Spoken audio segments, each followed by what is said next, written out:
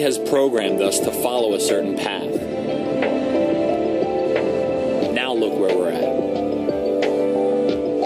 Today, more and more people are losing their jobs, savings, and even their homes. We want things to change, but it's up to us to take action.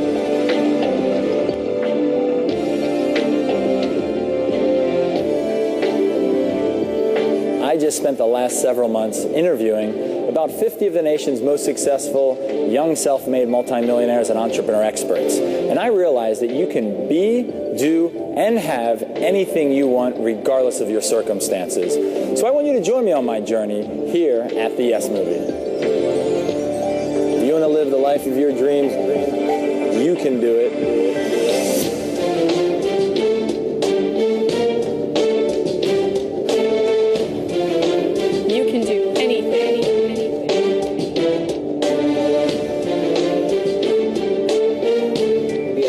We had to win.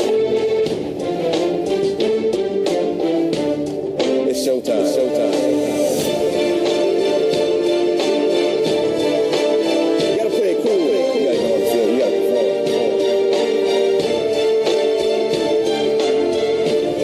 It's showtime. It's showtime.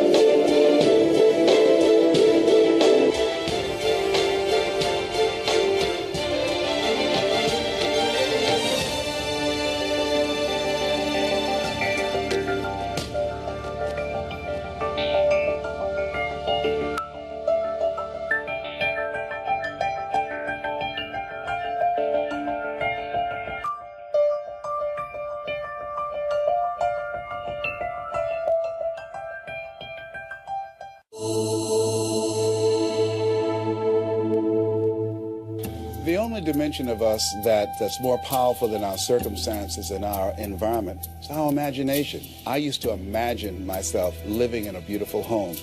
I used to work on Miami Beach with my mother. She was a domestic worker. She cleaned the home. The only dimension of us that's more powerful homes of these wealthy families, and we ate the food left over from the families that she'd cooked for. But I had this vision, this imaginary life that I had created for myself, that I had all the things that I desired. I saw myself, I believe in the old saying, act the way you want to be and soon you'll be the way you act. I was living in poverty, but it was not living in me. The imagination is that dimension of who we are that transcends mental conditioning and our circumstances and gives us the possibility of reinventing ourselves and creating a life that we can be proud of. Can everybody do that? Yes, that's the greatest power that human beings have above the animals. An alligator can't be anything but an alligator. A tree can't be anything but a tree. But a human being, we have the option to be anything that we so desire. Let's take the law of attraction, because, you know, the secret is out there and gazillions of people are, you know, frothing at the mouth over this movie. And the interesting thing is, I love The Secret in many ways. Okay, I have a lot of friends in there. Joe Vitale's in there, James Ray, you know, one of my colleagues, Bob Proctor. So there's people I know and like and respect in that movie, and I'm glad they made it because it has brought the law of attraction to millions of people that wouldn't have known about it otherwise. Andrew Carnegie was the wealthiest man in the world. Carnegie introduced him to 500 of the world's most successful people, and he commissioned him to write the laws of achievement. So Napoleon Hill couldn't go to a school teacher. Napoleon Hill went out to Edison and Ford and Wanamaker, people that had done great things, and he studied their life, and he found there was a golden thread running through their life. And he wrote it in a program, and then he condensed the program into this book, Think and Grow Rich. And I've been studying this now for many, many years, but that's where I started. But it just shocks me now as I go around the world doing workshops and working with people, how many people come up to me and say, well, you know, I have watched The Secret 49 times and my Lamborghini still hasn't driven itself into my driveway. You know, what do I have to do to get the car to show up? There's a very well-known book and a film that came out in recent times that talks about changing what we think, and that all we need to do to make us get more is to think it and will it into our universe. And frankly, I think that's a very dangerous concept. I think it's very dangerous to believe that all you've got to do is change your thinking. That's step one. That's kindergarten. That's the beginning. What we teach in the law of attraction is that when you get your vibration clear, the way shows up. Because everything is inside out. Business is inside your mind before it's outside. So if the young world can get clear what you want, then the path becomes easy. Yes, the laws of attraction are good, but there's also something that's called the laws of action, without which you're not going to be able to attract prosperity in your life. If I can see it inside, I can create it outside. That's what entrepreneurs are all about. They make something out of nothing and then sell it. They're artists.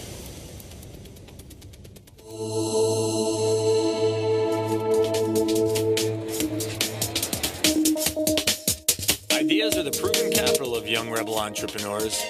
Breaking new ground is the best, fastest, and easiest way to create something the world has never seen before. After all, whoever thought you could make $1 million by transforming oversized beanbag chairs into a revolutionary new furniture company?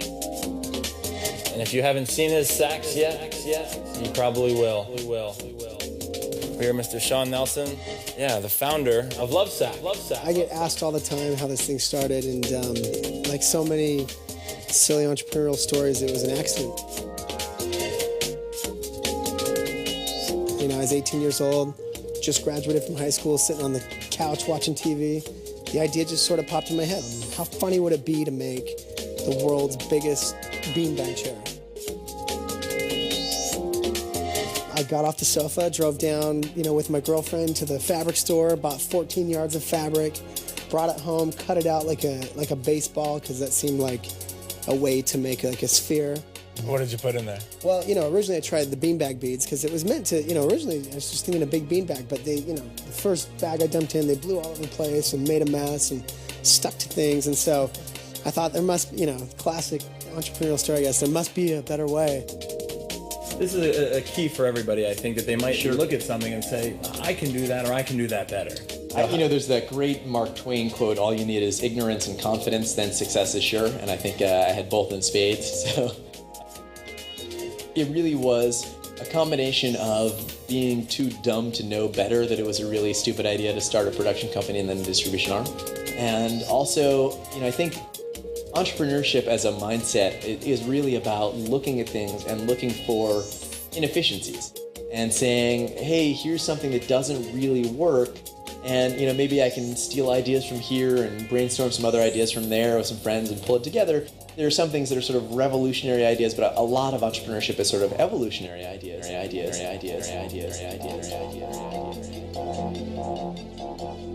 My mom was a ballet teacher, so we had actually a vacant ballet studio by the time I was in college in our basement, which actually made it work because I would roll out these huge lengths of fabric, cut them into figure eights, deliver them to my neighbor who sewed them up, and I'd load them into our old 1979 van, Dodge van with Lovesack spray painted on the side, deliver them, people one by one, and it was just, really raw.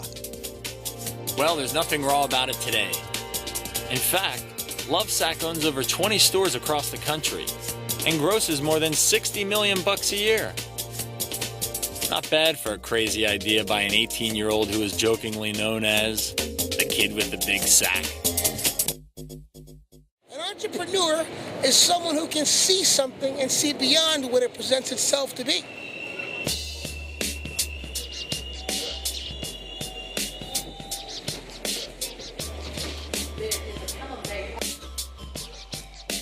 It was at the flagship store of this ultra-hip shoe company where I sat down with twin brothers and business partners, Shane and Sean Ward.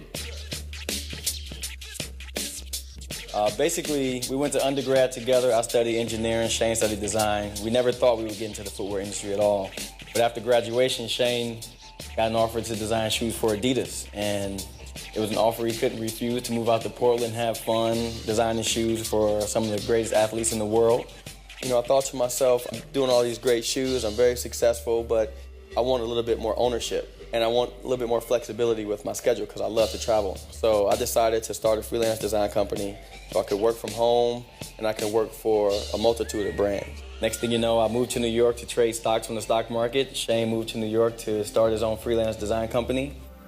When the market would close at 4 o'clock, I had nothing else to do. So I started helping Shane out with the freelance. We ended up designing shoes for Fila, Puma, Converse, Lugs, Royal Elastics, Merrell, a lot of great companies.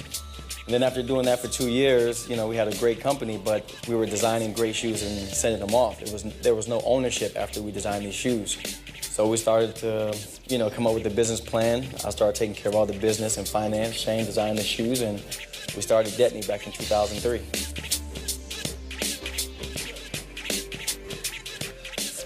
I think with all entrepreneurs, you know, when you make that decision, when you jump in, you're in.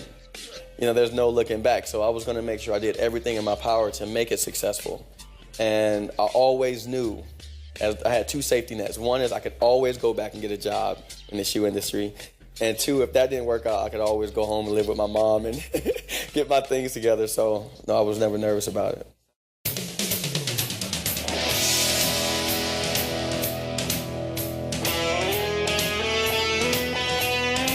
From the East Coast to the West Coast, I was intrigued that these companies were started based on simple ideas which they believed in. We're here on Venice Beach, California, on the boardwalk. Everything out here is tattoo, body piercing.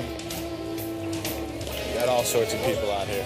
I decided to call one of those people who actually came up with their first $1 million idea walking along this same boardwalk. My first company started was I played with these sticks all the time, and I loved them. And I loved them so much that I made all sorts of different designs of them, of the ones that were really aerodynamically the best and also the prettiest. And so people just started asking me, oh, can you make me a set of those? And the KPBS Store of Knowledge, which had 350 locations at the time, came in and said, we love your sticks, and we love them so much better than any sets that we've ever seen.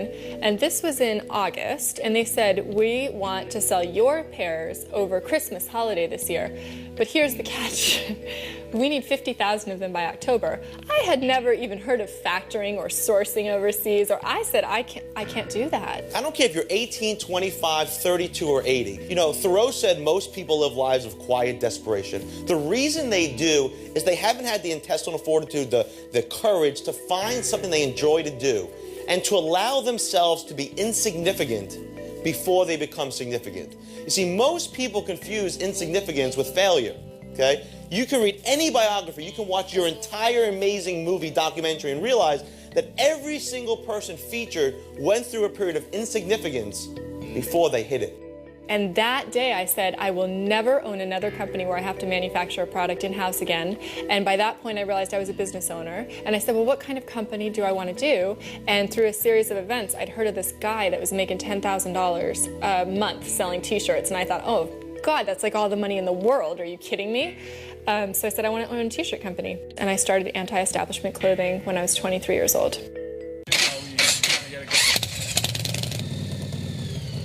About an hour away from Venice Beach, I caught up with Dan Coldwell, better known to the rest of the world as Punk Ass. As the co-founder of the wildly successful mixed martial arts clothing and lifestyle brand, Tap Out, Punk Ass continues to make his own rules when it comes to building an empire. I'd always been kind of like this small entrepreneur, you know, starting little businesses here and there. I had a little shaved ice store inside of this club. The raves used to be big back in the day, and I opened this like shaved ice store in there, and I was making a little bit of money here and there, and you know, just little tiny small things. And I always wanted to do something big, something big. You have to find your niche.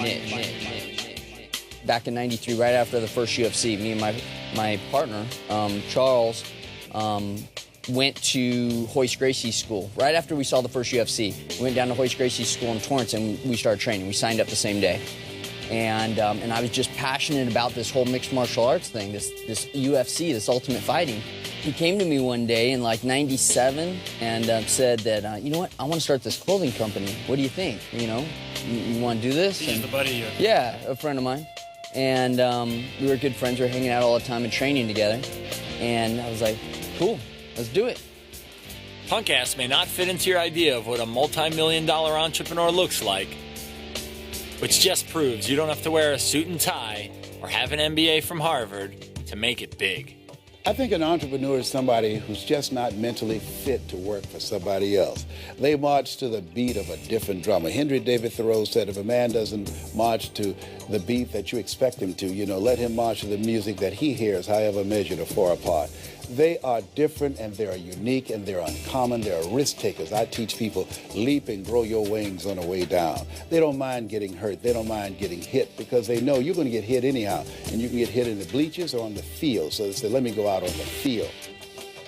Because, it all comes back to, like, the Roman days when that's what ultimate fighting is kind of about, these fights that they have in the cage are all based around just two men just, handling business. When we're in here, even though it's just business and we're out there just trying to make sales and do our thing, it's still all based around, going to work every day with that war mentality, like you just have to win.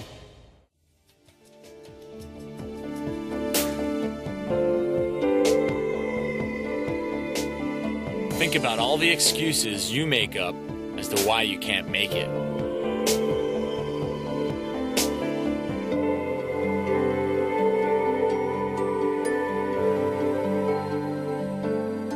Dr. Farah Gray is the internationally renowned business mogul, speaker, philanthropist, and best-selling author. He made his first million at the age of 14, selling his grandmother's pancake syrup, and hasn't looked back. I grew up in the projects on the south side of Chicago, and for me, I believe that comfort is the enemy of achievement. So growing up uncomfortable, and my mom had a heart attack, and I also am a strong believer that everybody needs a pivotal moment. And mine was when she had a heart attack and the doctor said that she may not live, and it was due to how we were living in the projects.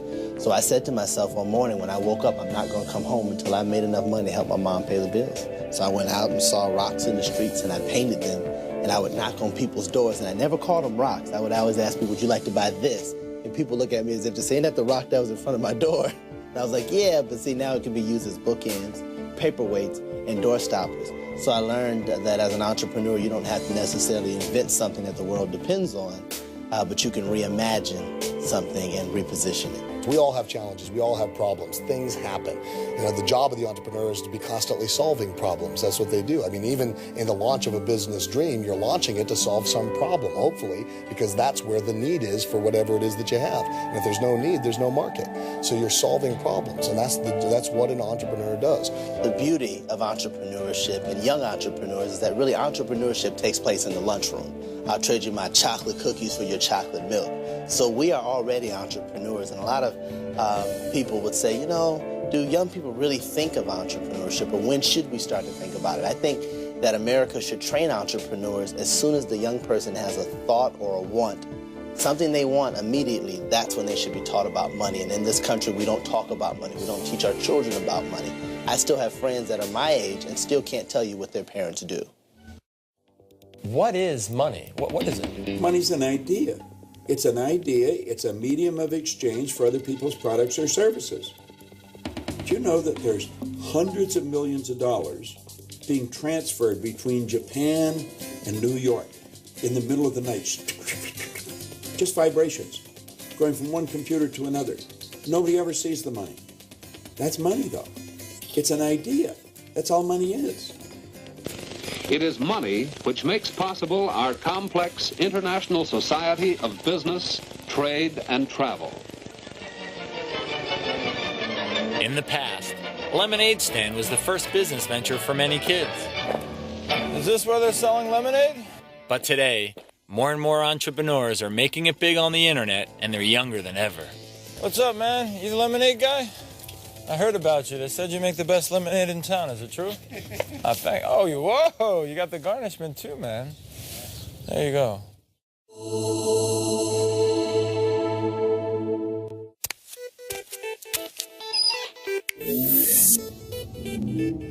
The power of the internet has made it possible for anyone to start a business and get rich. The majority of the top-earning websites in the world are run by brilliant men and women under the age of 30.